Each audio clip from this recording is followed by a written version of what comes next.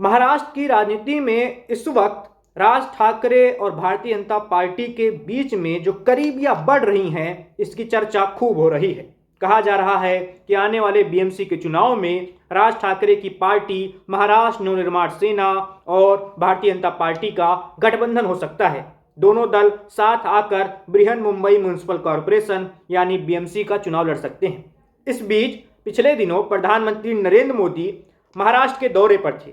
वहां उन्होंने महायुति जो सत्ताधारी पार्टी है बीजेपी के नेतृत्व वाली, उसके नेताओं की बैठक की। इस बैठक में पीएम मोदी ने राज ठाकरे का जिक्र कर दिया और इस जिक्र ने सोशल मीडिया से लेकर राष्ट्रीय राजनीति के दिल्ली केंद्र जो माना जाता है वहां तक खूब चर्चा में रहा।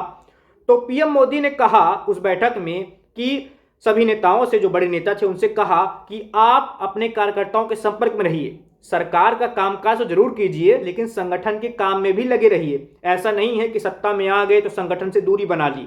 आप संगठन कार्यकर्ताओं से मिलिए, लोगों से जाइए। जो बड़े नेता हैं वो लगातार अपने विधायकों से मिलते रहें।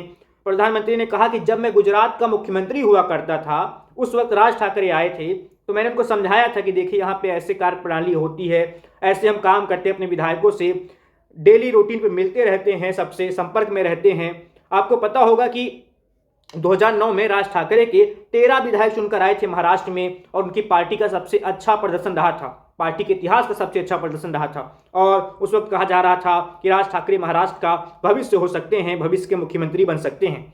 तो उसी वक्त उन्होंने गुजरात का दौरा किया था जब उनके पास 13 विधायक थे और वो महाराष्ट्र के सबसे उभरते हुए नेताओं में से एक थे और दूसरी तरफ गुजरात में मुख्यमंत्री नरेंद्र मोदी थे। तो उस दौरान राज ठाकरे गुजरात के दौरे पे गए थे जिसका जिक्र पीएम मोदी ने अपनी मीटिंग में किया है जो महायुति के नेताओं के साथ थी। उन्होंने महायुति के नेताओं से कहा कि देखिए, जैसे मैंने राज ठाकरे को सलाह दी थी वैसे ही सलाह मैं आप सबको दे रहा हूं कि अपने संगठन के कार्यकर्ताओं के संपर्क में रहिए और विधायकों से मिलते रहिए, उनके साथ संपर्क साधते रहिए।